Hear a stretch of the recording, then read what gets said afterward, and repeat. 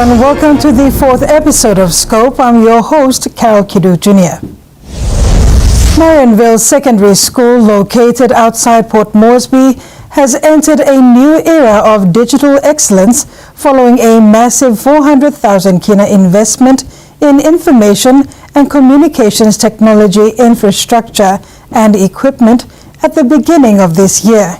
This paves way for a brighter future in enhanced technology for the all-girls school. This school is not just an academic institution, it is a national treasure.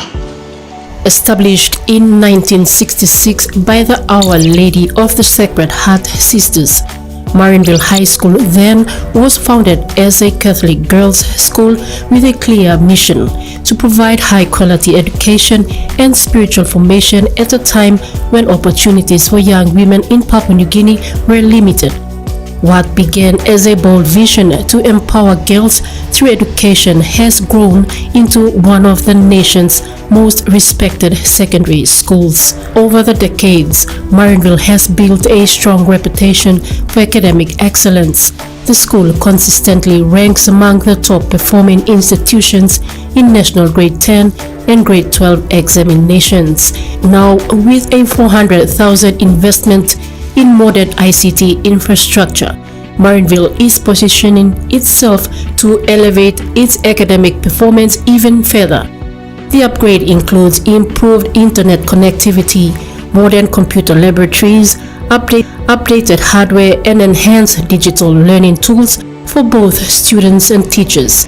This achievement was made possible through PMGH Data Course Community Service Obligation initiatives, which provided both funding support and the technical installation of the new systems. PMGH Data Corps Chief Executive Officer Paul Comboy highlights the importance of ICT-driven technology in today's world. These laboratories are modern rooms with computers. They are gateways. It is therefore a profound honor that Principal Sister Frida has graciously allowed DataCo to name the Junior IT Lab. From today forward, it will be known as the Comboy Digital Hub. These labs will also be the training ground for the vital soft skills that define true leaders: a disciplined mindset, confident communication, negotiation, collaborative networking, and the resilience to solve complex problems. This school is not just an academic institution, it is a national treasure. Constantly ranking among the very best in PNG, you have proven that an all-girls school is a powerhouse of intellect, discipline, and excellence. But the world has changed. I think we all know that now. The tools for leadership, innovation have evolved. PMGH Data Co says the project, delivered in late January 2026, provided a technological overhaul designed to enhance teaching, learning, and digital access across the entire campus. The donation included 128 desktop computers, 36 laptops, 7 wireless access points, and 4 Lenovo Ideal Hubs. These resources have been deployed across the junior and senior computer labs, staff offices for heads of departments, and the teachers' resource room, as well as the conference and TV rooms. Let these laboratories be where your academic excellence meets digital mastery, producing the next generation of PNG leaders, entrepreneurs, and nation builders. The future is here, and it's digital.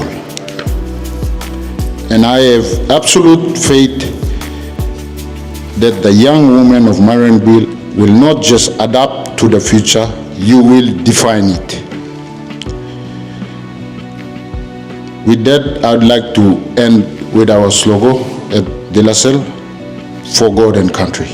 by combining its long-standing tradition of discipline, faith-based values, and academic success with modern technological tools. Marianville Secondary School is set to continue producing high-achieving, confident, and capable young women. Especially for students who are at this age, they are more than willing to learn, but we didn't have this kind of equipments with us. But with DataCo giving us these things, it will be able to enhance students' learning. And the students are very excited. I'm sure they're looking forward to learn from what has been given, and in service from DataCo personnel, they will be able to handle the equipments themselves instead of teachers having to be at the back pushing them to learn as well as how to handle the equipments. The true measure of Marianville's success, however, is seen in its products. The school has produced some of Papua New Guinea's most prominent female leaders in medicine, science, politics, law, business, education, and social advocacy. This has cemented Marianville's status as a powerhouse of girls' education in the country. Former student and PMGH Data Course Chief Financial Controller encouraged students to keep succeeding. Please take the education that you're given here seriously. If you're corrected, if you're disciplined for something that the school deems incorrect, don't take it to heart. Understand that the life lessons that you learn here will carry you through with a dignity in your stride as you get older. So my encouragement to you is use the computer lab, take the benefits that you can, and become the women leaders that I know you are all capable of becoming.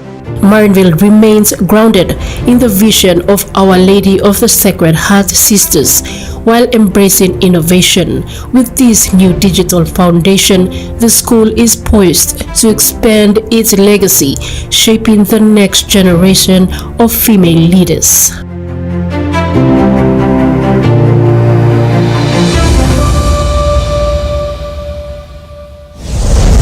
You're watching Scope.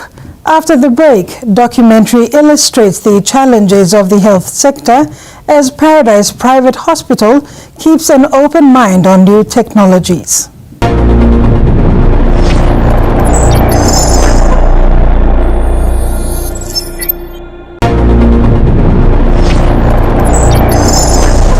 The future of healthcare is the 10th episode of Life in the Ward, a 10-episode series of documentaries produced by FilmBro in cooperation with the Paradise Private Hospital, featuring health facilities in 3 provinces, including the National Capital District. In this episode, CEO of Paradise Private Hospital, Dr. Polopoi Cholau, shares his experience as a former public health worker, where due to lack of planning management at all levels of the health sector, progress in healthcare is hindered. Artificial intelligence is spotting cancer people years before a doctor may have it. Dr. Gupta is a physician AI chatbot that can give you personalized answers. Medical specialties that I think will be replaced by AI.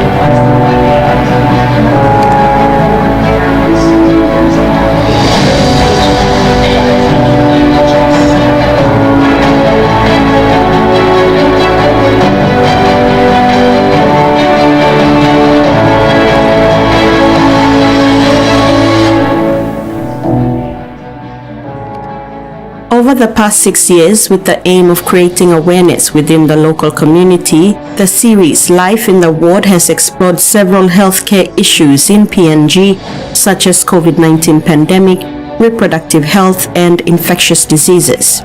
We were not trained as managers. I must admit, we were not trained as managers. What the healthcare system needs and the country needs is good managers.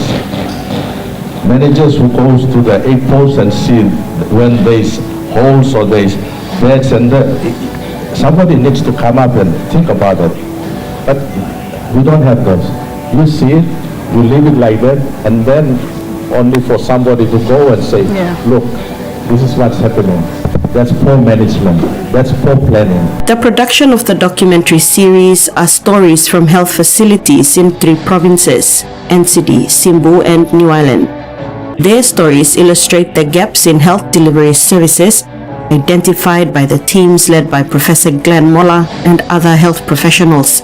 At the premiere of the 10th episode of Life in the Ward, film director Marco Venditti thanked Paradise Private Hospital management for allowing him to share their experiences of the status of health service in communities around the country.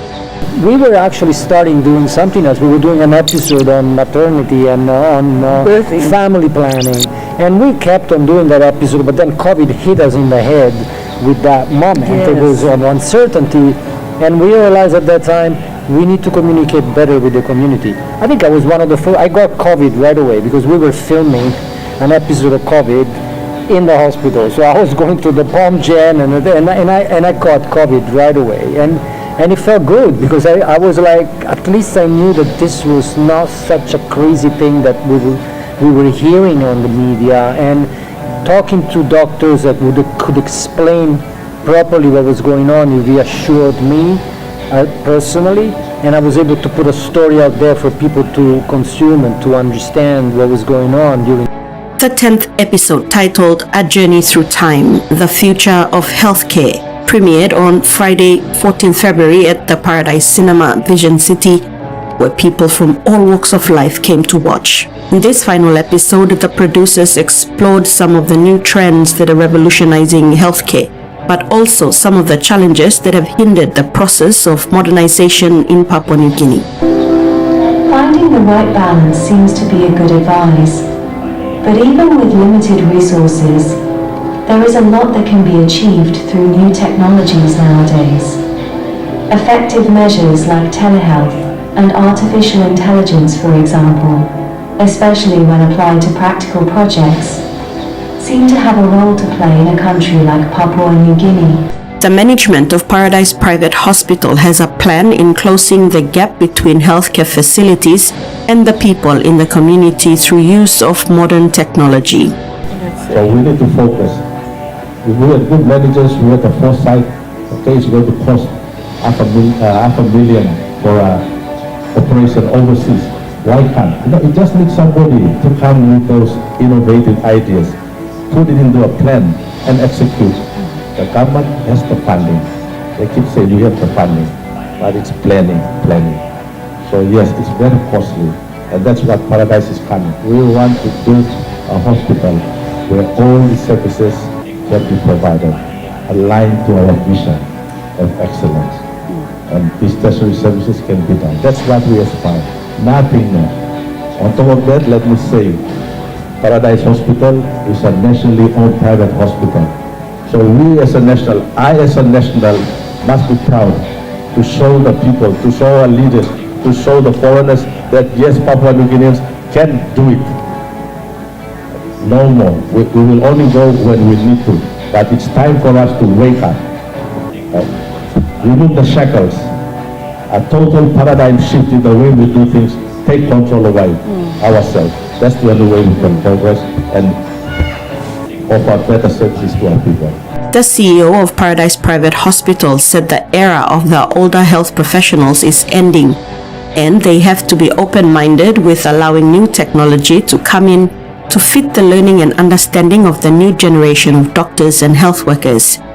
He said this while referring to a virtual healthcare service that PPH is venturing into. Building a healthcare system where the hospital you don't see, but it's actually there. And how do we communicate through that using technology and clear? Okay, so that's virtual. So that's what we are developing now. The technology that we built, yes, we got overseas people to come, but that was designed and customized to meet the type of healthcare system we have. So what we have developed here can be adopted right down to a 8-post.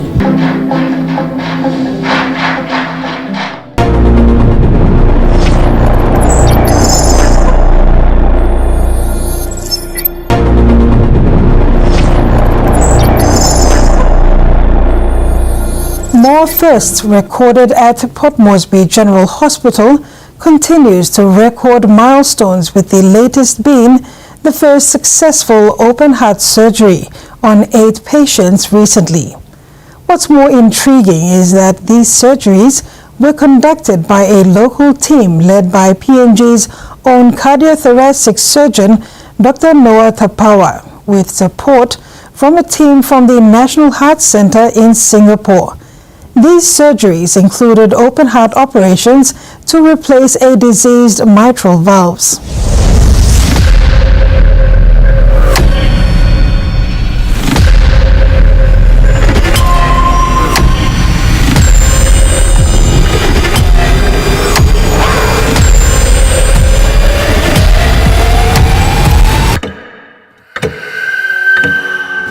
The procedure to replace a diseased mitral valve is a delicate one and requires heart specialists to treat this defect through an open heart operation.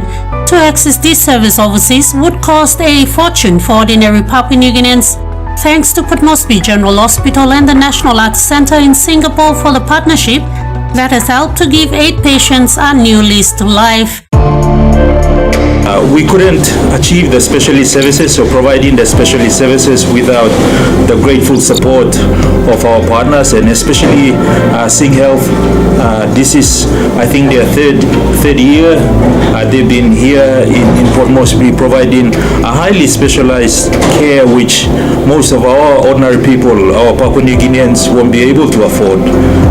Specialized service which expensive at its own cost. You considering the travel to Singapore or Philippines or Australia. We are grateful and we are appreciative of Professor Chua and his team of very highly experienced and expert in the work they do.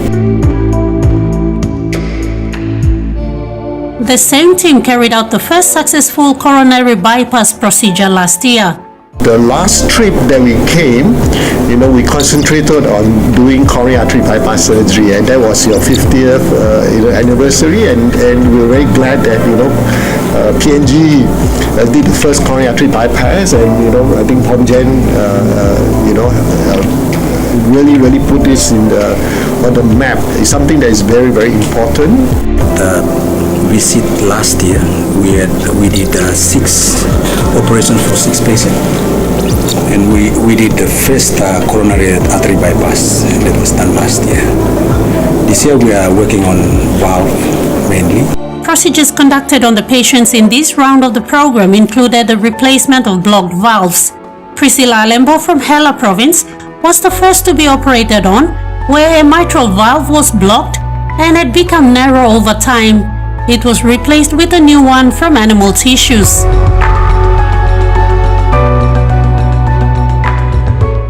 Operation was uneventful. We needed to replace a valve, meaning that by taking out the old valve, which was very narrow, that normally for a normal mitral valve, it should be about like 4 to 6 square centimeter wide for a normal person. For her, yesterday when we opened, the valve was opening like even smaller than my little fingertip. So that imagine, and we are just treating one of those patients. But very luckily that the patient went well, and we needed to change it into a tissue valve that was made from animal's tissue. And overnight she was quite stable. We managed to take out the breathing tube for her. And this morning during the work run, she was quite well, and we could communicate and give the plans for today. So Diseased valves come under rheumatic heart diseases or RHD, something doctors say is prevalent in developing countries including Papua New Guinea. Papua New Guinea, we have a rheumatic heart disease. It's quite endemic in the population, and this affects mainly the younger population. It's due to the usual respiratory tract infection, and it triggers off immune system that starts to attack the valves structure. So the body thinks that this is a bacteria, starts attacking it as well, and it destroys the valves. So it's autoimmune reaction after the infection. That's the main cause. So I think this is a huge problem in a developing country like PNG, and we wish to bring a lot more attention and hopefully resources to it as well. But they also say this condition is treatable. So we are concentrating on the condition which is actually entirely preventable. We are dealing with rheumatic heart disease. Right. So the thing about rheumatic heart disease is that it is something that is preventable. All right. A congenital heart is different. Patients is born with it, but this is something that is preventable. But for treatment to be done successfully, a good facility is needed. WHO has recognized this as a treatable condition, and there are actually guidelines to what a country can do, the measures that you can adopt to really tackle this problem. And sadly, PNG does not have a cardiac center that's equipped with its own theatre and equipment to carry out its own surgeries. Heart specialists at the Port Moresby General Hospital continue to share the 4 theatres of the hospital built in the 1960s. Many of these patients will end up having clots in the heart that can give rise to stroke. So the disability is tremendous. And hoping that by having established a good treatment facility, which is very important, because when these patients develop disease, you must treat them. So we've got this refurbished, we've got a clinic and a cath lab. Going forward, we need a standalone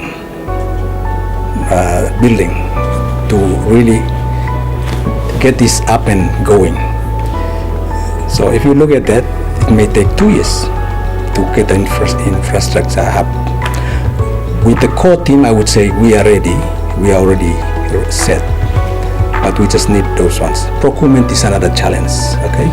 Because many of these like consumables that we are using, it's not in our normal supply catalog. It's not there. These are new items that we want. For example, the valves, the pacemakers, even the cath lab, the stents. These are totally new things. So as you evolve and you try to put all this into the catalog, it takes a while to go through the process. So those things together, it can take some time. But given the support from the government, if we really focus, I believe that we can make it happen within 2 or 3 years. The Port Moresby General Hospital management hopes to have a cardiac center in the near future. This will help treat more patients locally by local specialists.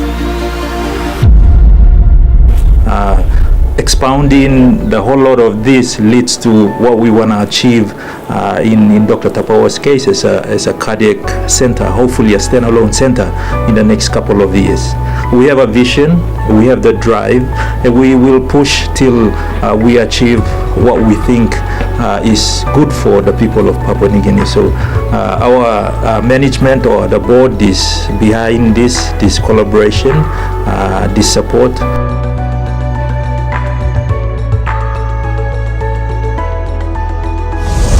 And that ends tonight's Scope. Do visit the TV1 online website, Facebook, YouTube and TikTok, and leave a like or comment on our Scope stories this evening. I'm Carol Kidu Jr. Good night.